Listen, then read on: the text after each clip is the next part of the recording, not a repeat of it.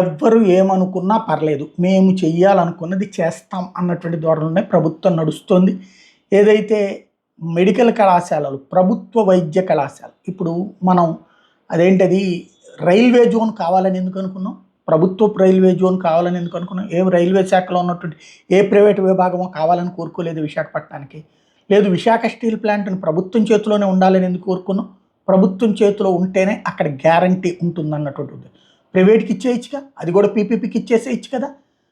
అలా ఎందుకు వద్దన్నాం? ఎందుకు దాని గురించి ఏళ్ల తరబడి ఉద్యమాలు చేస్తున్నాం? ఎందుకు దాని గురించి ఆందోళన చెందుతున్నాం? ఎందుకు ఎన్నికల్లో హామీలు ఇస్తున్నాం? అంటే అది కూడా బాగా సాగాలంటే పీపీపీకి ఇచ్చేయచ్చు కదా, బాగా నిర్వహించాలంటే పీపీపీ కింద ఇచ్చేయచ్చు కదా, లేదా ప్రైవేట్కి ఇచ్చేసేయచ్చు కదా. పీపీపీ అంటే పబ్లిక్ ప్రైవేట్ పార్టిసిపేషన్ పేరుతో ప్రైవేట్.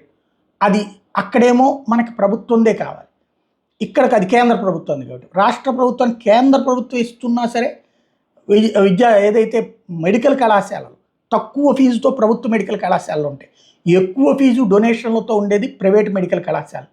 అది మనం ఎంత మాట్లాడుకున్నా సరే మమ్మల్ని ఎవడు ఏమీ చేయలేరన్నటువంటి ధైర్యంతో తాజాగా మెడికల్ కాలేజీల మీద ప్రైవేటీకరణ ఏదో పీపీపీకి ఉత్తర్వులు ఇచ్చేశారు. ఏపీలో 10 మెడికల్ కాలేజీలకి.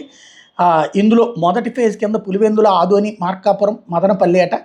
ఆ తర్వాత ఆ 4 కాలేజీలను డెవలపర్లకు అప్పగిస్తారట. ఆ తర్వాత ఫేజ్ 2లో పెనుకొండ, పాలకొల్లు, అమలాపురం, నర్సీపట్నం, బాపట్ల, పార్వతీపురాన్ని అప్పగిస్తారట. మొత్తం 10 కూడా ప్రైవేట్ వాళ్ళకే ఇచ్చుకుంటారనమాట.